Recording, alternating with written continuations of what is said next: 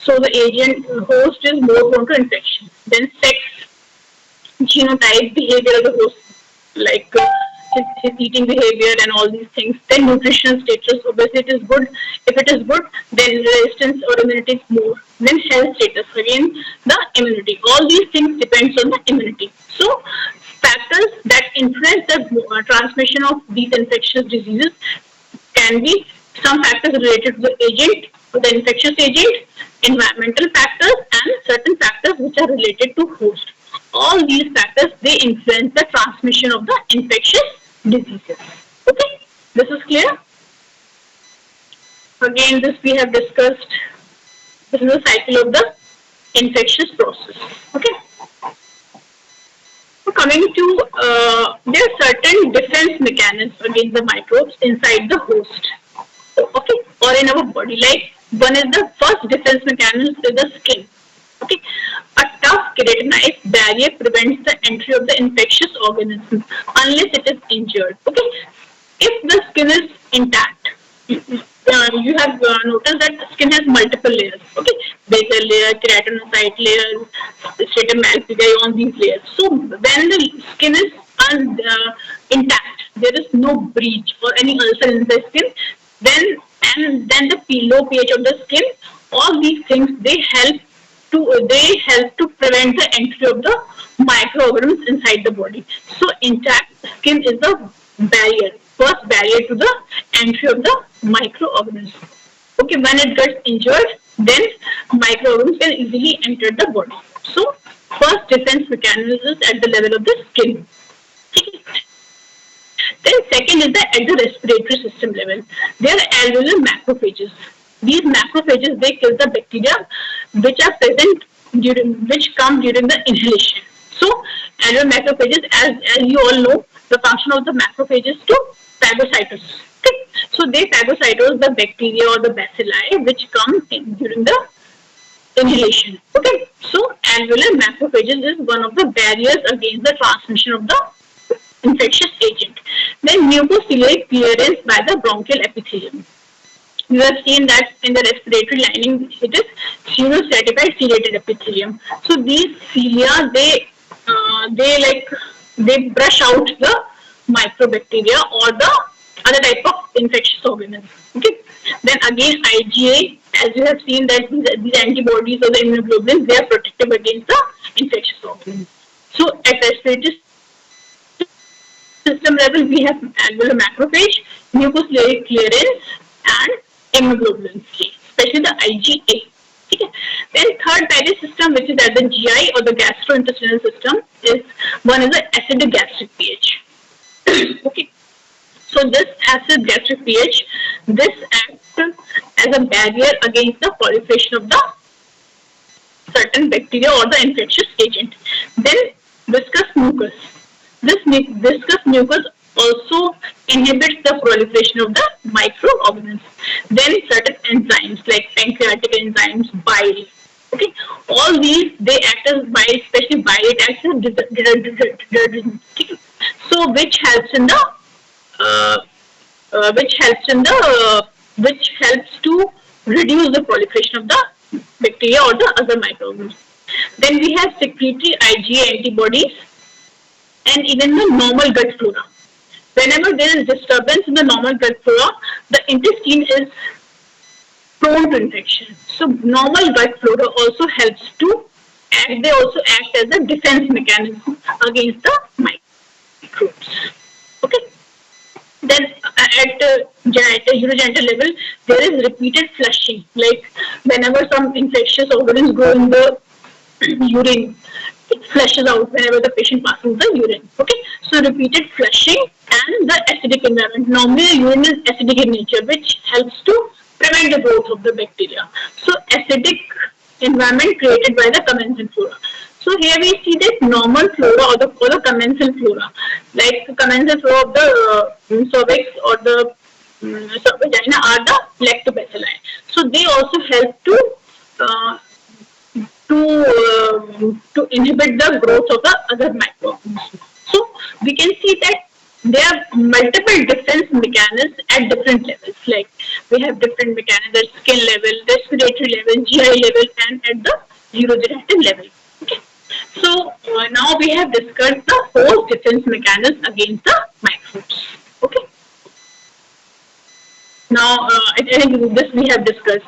The mode of transmission, respiratory, fecal route by the contamination of the unhealthy or contaminated water and food, STDs or sexually transmitted disease, vertical transmission from mother to fetus, and vector-borne transmission. This we have discussed. Now, once through different mode, once through microorganisms or the microbe enters the body, how it causes the disease, means the pathogenesis of the disease. Contact or enter host cell can cause directly cell death. Okay. Especially this is a very important case of the virus because they have direct cytopathic effect. By this, they cause direct cell death. Okay. They can also release endotoxins and exotoxins that can cause cell death, especially in bacteria. The certain bacteria they release endotoxins and exotoxins that can cause cell death. Then there is another mechanism that is called as host cellular response. Once a microorganism it enters the body, the host response, host the immunity, like host immunity acts against these bacteria. And sometimes this host immunity is so overwhelming that it causes the damage to the host itself. Okay, so that is why immunity is called as a double-edged sword. If immunity is more, then this causes damage to the host tissue itself, and this leads to hypersensitivity and scarring reactions. The reactions like hypersensitivity. The typical example of this host cellular response is tuberculosis. The tubercular granuloma, which we see in tuberculosis, is actually a typhoid hypersensitivity response. Okay, and because of this hypersensitivity response, there are multiple cavitations and necrosis inside the host body. So once the bacteria enters the host body, it can cause direct cell death, number one. Number two, it can release certain endotoxins and exotoxins, which can damage the host tissue. And number three, there is certain cellular response against the bacteria produced by the host itself. This cellular response can also damage the host tissue. So these are different mechanisms by which the microorganisms can cause the disease. Okay, this is clear?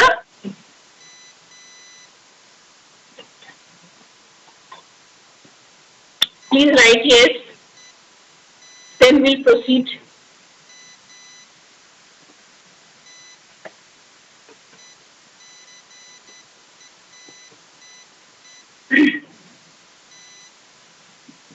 Look, you all have to respond because this is not a physical class. It's a virtual class, so please you have to respond. Am I audible? Am I clear till now? You have to write in the question box.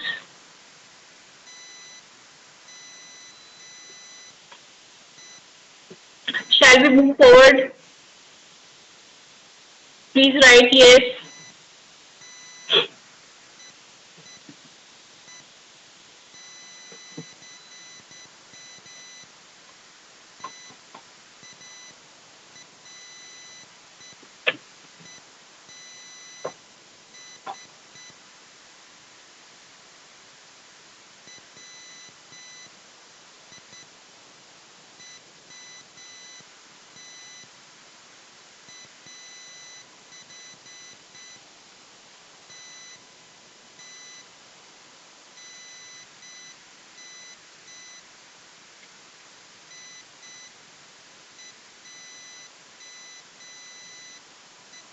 Okay. So we'll move to the next slide.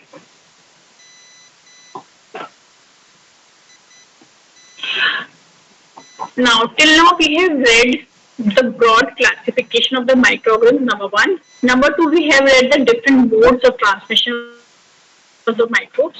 And number three, we have read what are the factors which influence the transmission of the infectious agent. And number four, we have also read how the infectious agents, they cause damage to the host tissue. Okay. So now, in this slide, we will discuss how the microorganisms or the microbes, they evade the host immune response. Okay. After bypassing the host tissue barriers, which we have discussed, tissue barriers were Please write down in the question box what type of tissue barriers you remember we have discussed just now. Please mention the host barriers. Okay. So after bypassing the host tissue barriers, microorganisms also evade the host innate and adaptive immunity to proliferate and to transmit to the next host. First of all, when they enter the host body through different routes, after evading the host tissue barriers, once they have entered the host tissue, okay, then how do they proliferate and how they transmit from one host to another host? Okay, so they have to first of all they have to evade or breach the host innate immunity as well as the adaptive immunity. Then how do they do this function? Number one, they do it by the help of the antigenic variation. Means there is due to this we'll discuss in the next slide. Antigenic variations means the antigens of the microbes, they have certain antigens on their surface. So there is continuous variation or changing of these antigens. That is why the host immune response is not able to recognize these infectious agents because of the continuous changing of the hosts. Okay, they change their shapes and behavior and appearance. Okay, so there is antigenic variation. Number two, inactivating the antibodies of the host or the complement system, or some microorganisms they inhibit the activation of complements. That is by preventing the lysis. So inactivating the host antibodies and preventing the activation of the complement system. Then third is the resisting phagocytosis. Example one, like some of the microbes, they produce the capsule by which they resist the phagocytosis by the macrophages of the host.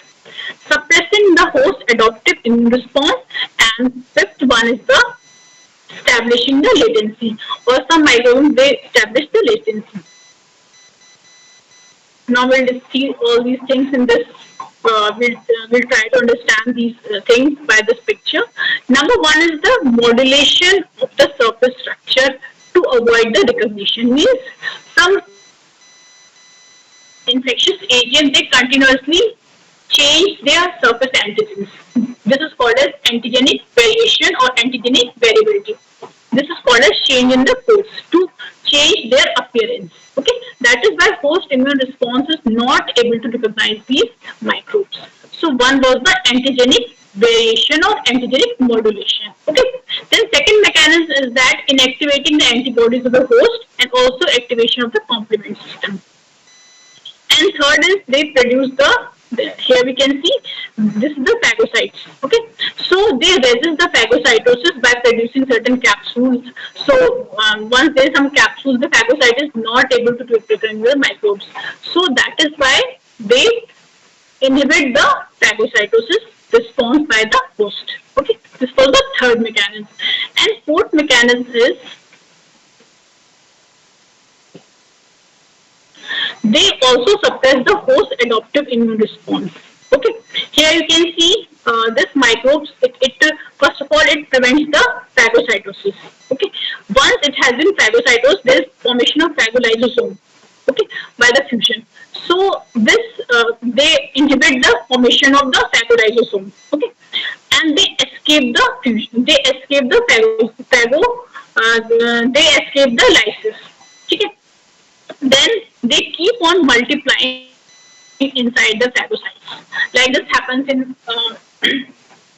you can see in tuberculosis, the microbacteria, it keeps on multiplying within the host phagocytes. Okay, here they cause signal transduction, gene expression, cell death. All these factors, that is how they interfere with the antigen adaptive response of the host. Okay. So once they cause signal transduction, gene expression, and cell death, so the macrophage, they are not able to present the bacteria. So the antigen presenting cell, which you have read that antigen, this macrophage which contains the bacteria, it acts as antigen presenting cell, and again it is recognized and lyse by the host immune response. So they inhibit this response by this macrophage does not act as antigen presenting cell or APC. So they inhibit this response. And the fifth and the final one is that they hide from the immune surveillance. They by antigenic latency. Like here, like you see, like in HIV, the virus keeps on multiplying within the CD4 cells in a hidden form. Okay, it go in a very slow manner over a long period of time. It keeps on multiplying. This is called as the latency.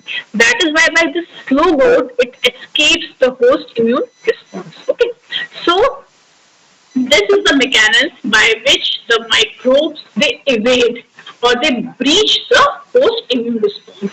Number one is the antigenic variation or changing of the host. Number two is inactivation of the host antibodies and activation of the complement. Okay, antibodies को prevent करते हैं और complement activation को होने से रोकते हैं. They prevent the activation of the complement system. And number three, they also produce capsules or envelopes by which they escapes the phagocytosis. Okay, this is the third one. And fourth one, once they enter the macrophage or the host cells, they also alter the adaptive immune response. Okay, adaptive immune response कैसे suppress करते हैं? They help in the inhibition of the antigen presenting cell. Okay, they certain viral cytokine response को भी evade कर देते हैं. So that is how they can alter the adaptive immune response also. Okay, and fifth and the final one is that they go in latency.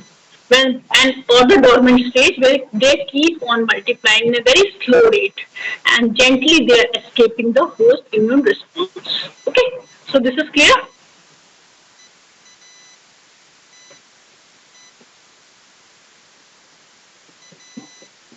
Then again, I think this we have discussed. This is just a pictorial presentation, so we'll just skip through the slide.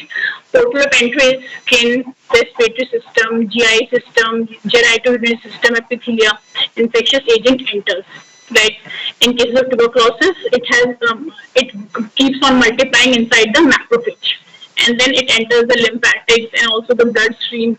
If it enters the lymphatic, it causes enlargement of the lymph nodes and the lymphatics. And also it forms, and through blood, it can disseminate into multiple organs and can cause biliary tuberculosis. Like it can go to the brain, kidney, salivary glands, liver. Okay. And certain viruses, they have trophy. They have tropism for certain tissues. Okay, like varicella zoster virus or rabies virus, they have affinity to the nerves, so they can spread to the nerves. So there are different mode of entry and different routes of dissemination of the microorganisms. Okay. Now again, the same thing we have discussed: routes of microbial infections, skin, GI, respiratory, urogenital tract. Now coming to the inflammatory response. Once these microorganisms they have entered to the host, they have disseminated in different organs. Then how the host acts or how the host body reacts to these infections. Okay, this is in the form of inflammatory response, which you have read. Okay, so 5 major patterns are seen in the microorganism infection. One is suppurative inflammation. Second is the mononuclear or granulomatous inflammation. Third is the cytopathic or the cytoproliferative inflammation. This is very commonly seen in the viral infections. Okay, cytopathic and cytoproliferative inflammation. Fourth one is the necrotizing inflammation. Usually when the toxins are released, there is severe damage or disseminated damage to tissue leading to necrotizing inflammation. Okay. Then chronic inflammation and scarring. Okay. So these 5 are the major inflammatory response patterns against the microbes. Okay. In suppurative inflammation, we can see lots of pus. Okay. This pus is comprised of neutrophils, necrotic debris, and the fluid. This is called edematous fluid or effusion. Okay.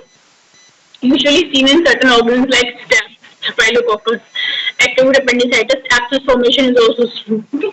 So this is suppurative inflammation, lots of neutrophils, necrotic debris, and the edematous fluid. Usually common in bacterial infections. Okay. Then we have mononuclear or granulomatous inflammation. This is common in the diffuse predominantly mononuclear infiltrate. Usually this is very common in the tuberculosis. Okay. especially the intracellular bacteria like tuberculosis. Can also be seen in the virus, intracellular parasites or helminths. So granulomatous infection, you can see granuloma formation. What are the components of a granuloma?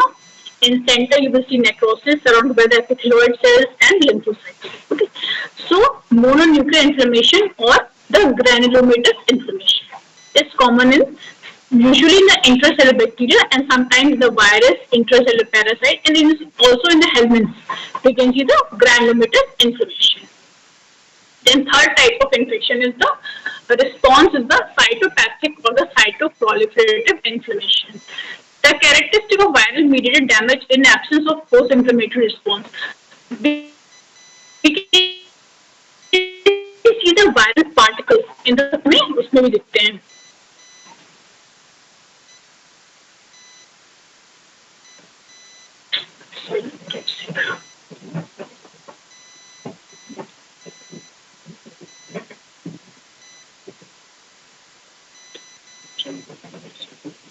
We can see viral inclusions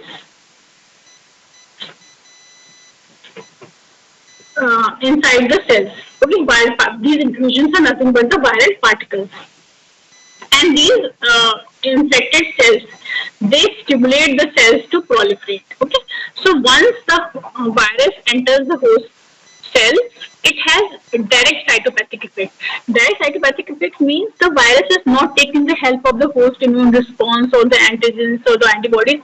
It is directly causing damage to the host DNA, host tissue. Okay, so it has a direct cytotoxic effect on the cell. Okay, then we can see the viral particles in the form of inclusion bodies, and these viruses, they help the cell to proliferate. Okay, example in wars or in infectious mononucleosis, we can see lots of the proliferation of the cells. Okay, then this form of inflammation, the necrotizing inflammation, this is caused by the secreted toxins.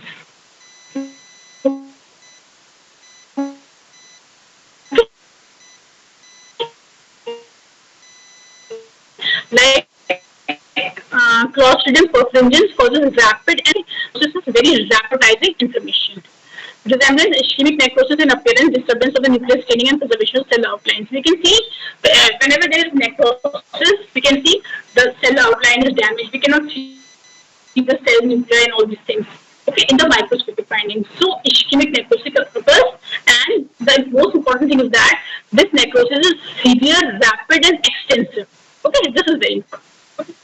So, and the last form is the chronic inflammation and scarring. This is the final common pathway of many infections, and this leads to healing and extensive scarring. Okay.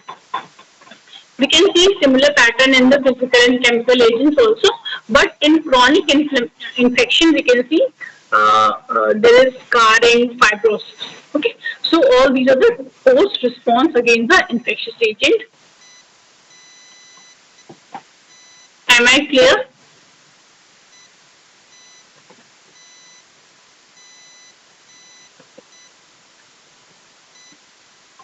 Then we'll move forward. Am I audible?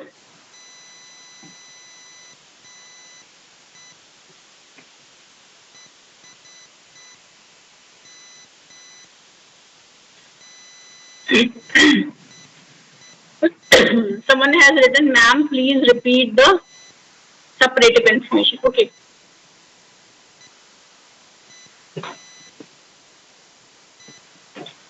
Okay, so we'll go back to suppurative inflammation.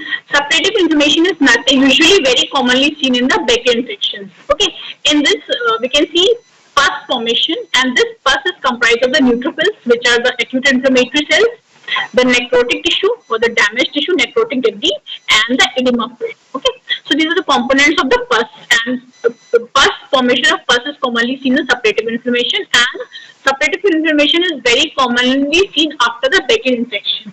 Okay. Okay, clear? So these are different forms of post response. Like in acute inflammation, this I think inflammation part we discussed earlier, so we will not go into detail of these. In acute inflammation, there are lots of polymorphs, so the neutrophil. Then again, in acute inflammatory response, there is vasodilation, congestion, edema, vasodilation and congestion of the blood vessels, and also because of the increased permeability there is edema fluid or exudation and vascular stasis, and lots of neutrophils come in the picture. So you must have read all the signs of the acute inflammation, rubor, dollar, calor, tumor, and all these things. So these are the signs of acute inflammation. Here we can see congested blood vessels, lots of polymorphs are there, and also edema fluid.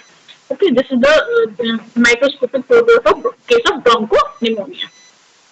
Great. Then in the long-standing stage, we can see fibrin deposition. Okay, and inflammatory cells, neutrophils, they are replaced by the monocytes and macrophages. Okay. So inflammation, this must have discussed very in detail in the chapter chronic and acute inflammation. So we'll not discuss here in the infectious agent. So now coming to the special techniques for diagnosing the infectious agent.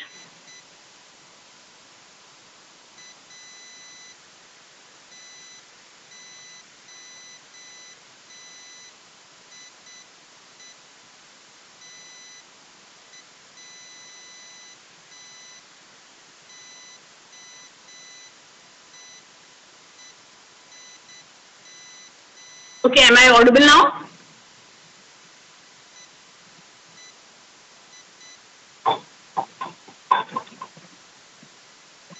Okay. So now coming to the techniques, how do we diagnose these infectious agents? First of all, by the routine hematoxin and eosin section, we take the tissue section and we can demonstrate these microorganisms like inclusion bodies can be seen very clearly in the microphotographs. Then candida, fungal infections, mucus, some protozoa. जिसके हमने पिछले chapter में आपको बताया था, plasmodium infections can be seen, even the cysticercosis infections, all these can be demonstrated in the tissue sections itself. Okay. Then certain special stains are needed to stain the certain infectious agents, like ground stain for the bacteria. Acid fast staining is done for the mycobacterium tuberculosis. Silver stain for the fungal infection. Mucicarmin again for the fungal infection. And also for the cryptococci, we can stain it with mucicarmin stain. Then Giemsa stain, Leishmania stain, Leishmaniasis. For the microphylla can be stained with Giemsa stain. Then plasmodium can be seen in the Giemsa stain. Okay, so different tissues, different types of stain we can demonstrate different organs by different stains. Okay, then culture the fluids and the lesional tissue. Okay, we can take out the tissue or take out the fluid and we can culture the microorganism. So culture method. And fourth is the antibody titers. Okay, if IgM antibody is raised against that particular microbe, means the infection is acute infection. If IgG infection is raised, means the infection he has some kind of past infections. Okay. Then we can also demonstrate the microbes by PCR technique, which is the nucleic acid amplification technique. Okay, we can demonstrate by different organs like mycobacterium tuberculosis, gonorrhea, chlamydia, even HIV, HBV, hepatitis C virus. All these can be demonstrated by PCR technique, which is very sensitive technique. Okay, so these are different techniques. One is the routine tissue sections, special stain, culture, antibody titer, and nucleic acid amplification or the PCR technique. So these are different techniques by which we can demonstrate the infectious agents. Okay, clear? Again, we have discussed ground stain for bacteria, acid fast stain for the mycobacterium tuberculosis, nocardiosis, silver stain for fungi, Legionella, pneumocystic sarcosis, fast stain for fungi, and maybe mucicarmin for cryptococci, Giemsa for Leishmania parasites, and different special things for different infectious agents. Okay.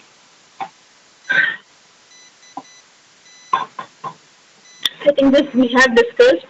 So we'll just quickly how the microbes they damage the host tissue by entering and causing directly cytotoxic effects or directly cell death, or they cause cell death by toxins which can damage the host tissue, and they can also release enzymes that degrade the host tissue and components. They damage the vessels and cause ischemic necrosis of that particular organ, and sometimes the host immune response itself can cause direct tissue damage. Okay, till now this is clear. Shall we move forward? Please write yes.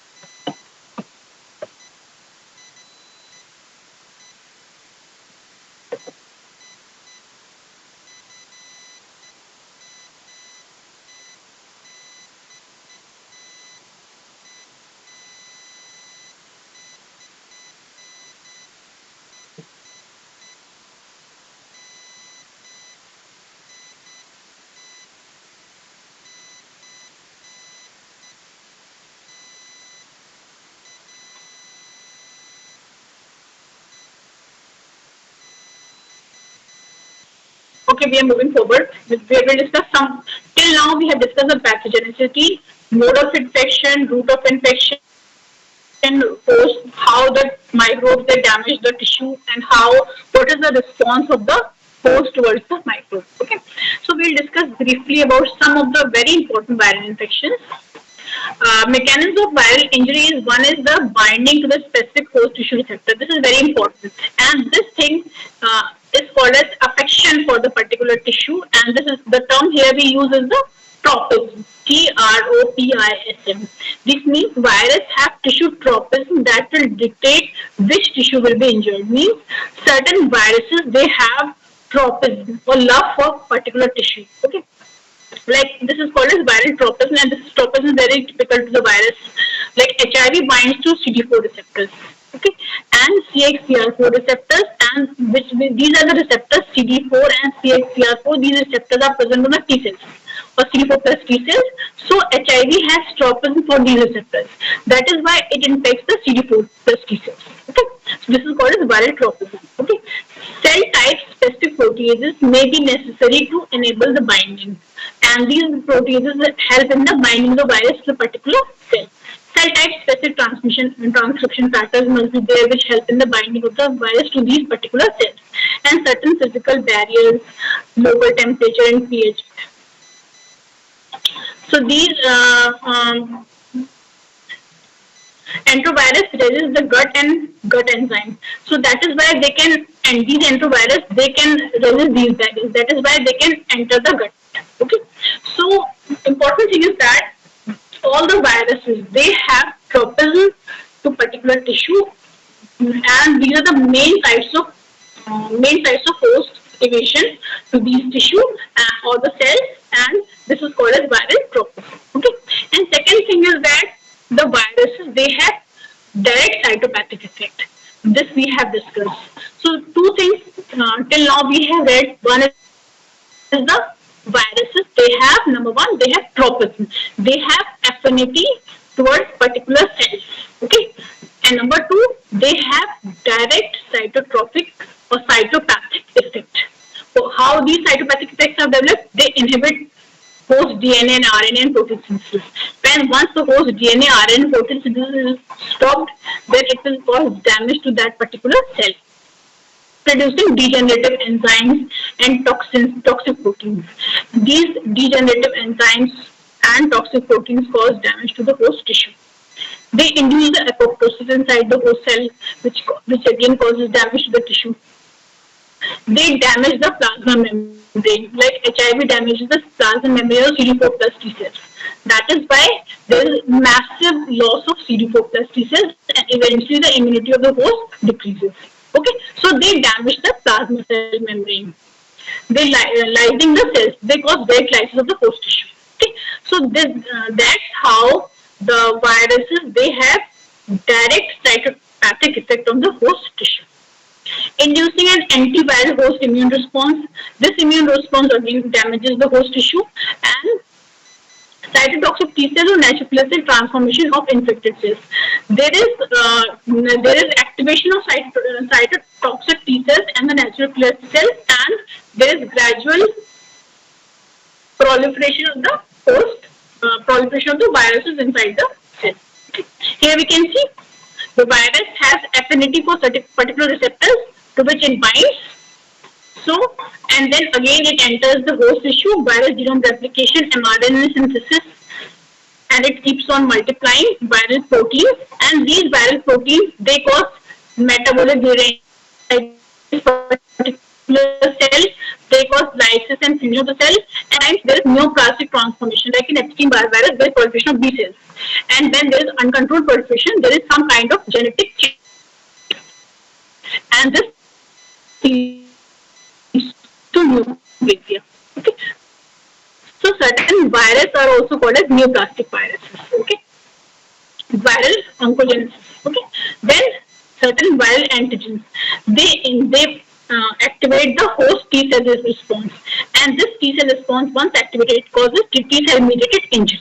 Okay, and again, because of the direct cytotoxic effect of the virus, it inhibits the DNA, RNA, protein synthesis of the host tissue, and we can see these viral particles in the form of inclusion bodies.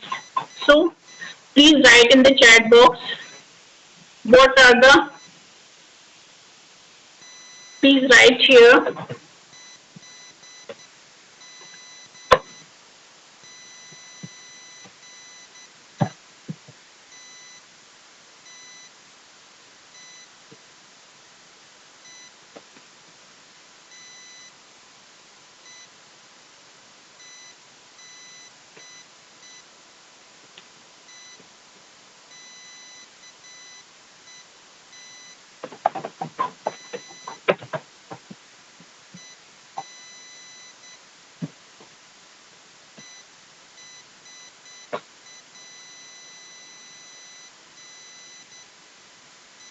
Please write in the chat box the question which I have asked. Okay, now coming to the cellular tropism. So, in this table, they have mentioned the receptors like HIV. They have tropism for this CD4 plus T receptors, which are present on T helper cells. Epstein-Barr virus recognizes the receptor CR2 receptors, which are present on B cells. Similarly, influenza virus, salicylic acid receptors, which are present in many cell types.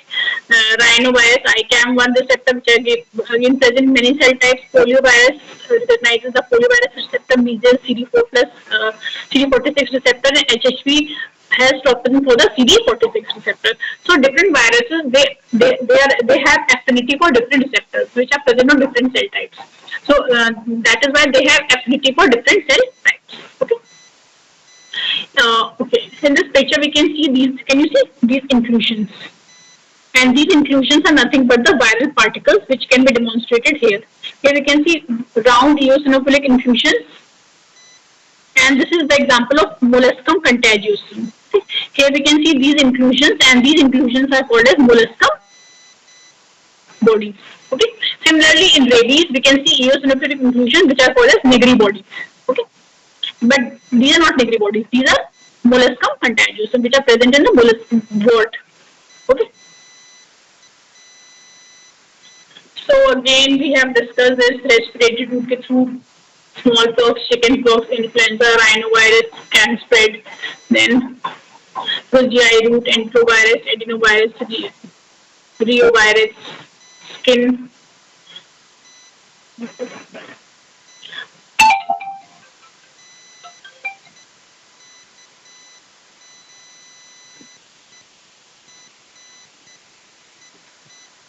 Then other mode of entry can be conjunctiva, adenovirus, genital route through sexual contact, HIV virus, congenital infections like rubella and CMV from mother to fetus. Then through skin, we can have polyomavirus, pox virus, molluscum virus. Okay. Then coming to the lab diagnosis of viral diseases. Okay. We can demonstrate the virus by direct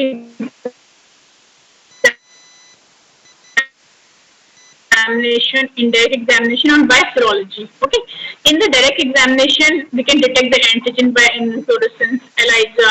By electron microscopy, we can demonstrate the viral particles. Okay. By light microscopy, I have shown you, we can demonstrate the inclusion bodies. And viral genome detection can be done by the FISH techniques or the PCR techniques or the other molecular techniques. Virus can be, we can also isolate the virus. Okay. In the cell culture like primary cell culture, monkey kidney culture, semi-continuous cell culture, and the cells like HeLa, Vero. Through all these things, we can isolate the virus. Okay. By indirect examination, we can demonstrate the cytopathic effects of the virus in the cell culture, heme absorption, and immunofluorescence effect by the virus. Similarly, we can inject in the animals, which can cause disease in the animal or death of the animal. Okay. Then heme agglutination can also be demonstrated in certain egg preparation. Inclusion bodies can also be demonstrated in certain egg preparation. So these are the indirect methods of the demonstration of virus. We can again, few words about the cell culture. Cytopathic effects such as ballooning of the cells or syncytia formation can be specific and non-specific. These can be demonstrated inside the cell cultures. Okay. Heme absorption cell acquires the ability to sick or the mammalian dead cells. So heme absorption can be demonstrated. And similarly, we can demonstrate the infectious organism or the virus in the serum of the host by classical techniques like complement fixation techniques, heme agglutination techniques, immunofluorescence techniques. You have to just mention the name of the technique. Certain newer techniques like RIA or the radioimmunoassay, ELISA, enzyme immunosorbent assay, Western blot, RIBA, line immunoassay. All these assays can demonstrate the antibodies inside the host. Now, few words about Epstein-Barr virus. Epstein-Barr virus causes infectious mononucleosis, which is a benign, self-limiting lymphoproliferative disorder. It is also associated with the pathogen in certain human tumors, and most commonly the lymphomas and nasopharyngeal carcinomas. So, Epstein-Barr virus is related to infectious mononucleosis, which is a benign condition, but it is also related to certain human tumors like lymphomas, mainly the B-cell lymphomas and the nasopharyngeal carcinomas. Okay, so here we can see the Epstein-Barr virus infection. Viral infection can occur through the airborne infection. Once it reaches the host, it has certain antigens. One is the IGNA1 for the Epstein-Barr virus nuclear antigen 1. It binds to the ABV genome of the host chromosome, and it causes proliferation of the B cells. Activation and proliferation of the B cells, and this leads to infectious mononucleosis. And this infectious mononucleosis is characterized by lymphadenitis, hepatitis, pneumonitis, pneumonitis, meningitis, and encephalitis. Okay. But this is a benign condition, self-limiting condition. But when there is excessive proliferation, some degree of translocation occurs between 8 and 14 chromosomes. And once this translocation happens, this converts into Burkitt's lymphoma, which is a B cell lymphoma. Okay. So that is how the Epstein-Barr virus can cause infectious mononucleosis as well as transformation of the normal B cells into lymphoma. Okay. Then cytomegalovirus, it is a beta group herpes virus, and it can cause variety of diseases. It can cause asymptomatic or mononucleosis like infections in healthy individuals. Okay. But it can also cause severe infections in the immunocompromised individuals. How this infection is transmitted? By transplacental routes from mother to fetus, neonatal transmission through saliva, and transmission through the genital route. The less common routes are respiratory secretion and fecal transmission. Here we can see the inclusion, CMV inclusion, large. Can you see this large eosinophilic body inside the cell? This is called as intranuclear inclusion body. Okay. This is typical of CMV inclusion. Now, few words about parasitic infections. I think Plasmodium we have discussed. Leishmaniasis. Leishmaniasis is the chronic inflammation of the skin mucous membrane caused by the intracellular parasite, which has kinetoplast, and it is transmitted through the bites of the sandflies. Okay. So we can see different types of leishmaniasis. One is the visceral leishmaniasis. It involves multiple visceral, means multiple organs were involved, like liver, spleen, lymph node, and it also leads to pancytopenia, fever, and weight loss. Second is the cutaneous leishmaniasis. It is a relatively mild and localized disease, causing ulcers on the exposed skin and usually heals and evolution within the 4 to 6 months. Mucocutaneous it involves the moist surfaces like the nasopharyngeal surfaces, and it is highly destructive and disfiguring.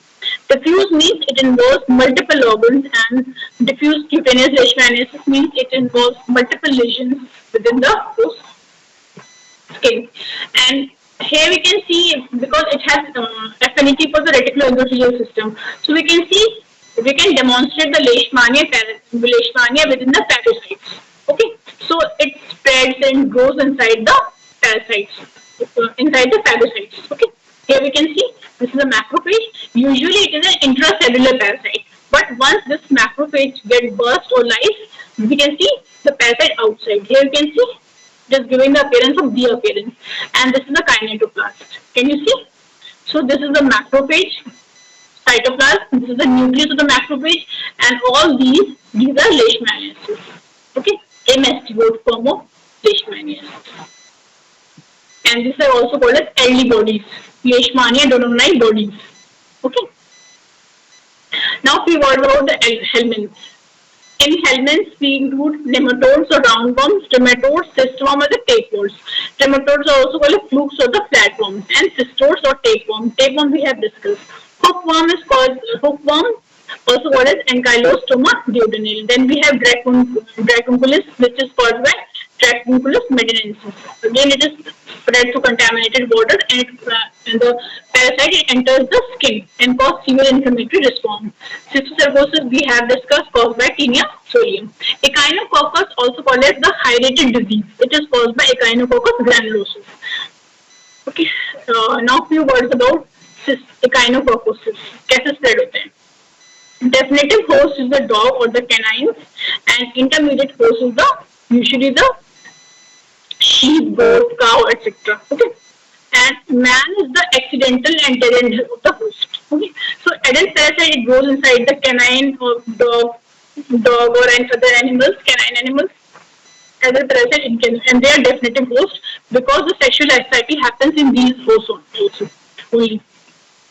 So this adult parasite is present in the definitive host, and once just like in the tapeworm, the gravid probiotics, they are released in the feces. So this embryonated eggs are present in the feces, and this is taken by the intermediate host. Okay, so once intermediate host take these through contaminated feces, water, etc., it enters the intermediate host, and it keeps on multiplying in the intermediate host and in the form of cyst. So multiple cysts are present in different tissues of the intermediate host, and sexual activity doesn't happen in the intermediate host. So once these canine animals, they eat the intermediate host, so these cysts are released in the gut of the definitive host, and they develop into adult parasite, and sexual cycle happens in the definitive host, leading to formation of the adult parasite. Okay, and man is the dead end and the accidental host. Okay, and once it enters and man is not able to transmit the disease to other hosts. Okay, so usually it happens in the people who are in contact with dogs or sheep. Okay, so so man is an accidental host in the Echinococcus, and man cannot transmit disease to other hosts. We have this is the common site of involvement are liver, and liver is the commonest site. Second common site is lung, but we can also see in other tissues like kidney, brain, and submucous. Okay, so there are multiple layers of Echinococcus. Can you see this? This layer is the innermost layer is the germinative layer. Okay, from this germinative layer, multiple daughter cysts develops, and from these daughter cysts, we can see the scolex and protoscolex. They are present in the daughter cysts. Then this germinative layer has multiple nucleus. It is a nucleated layer.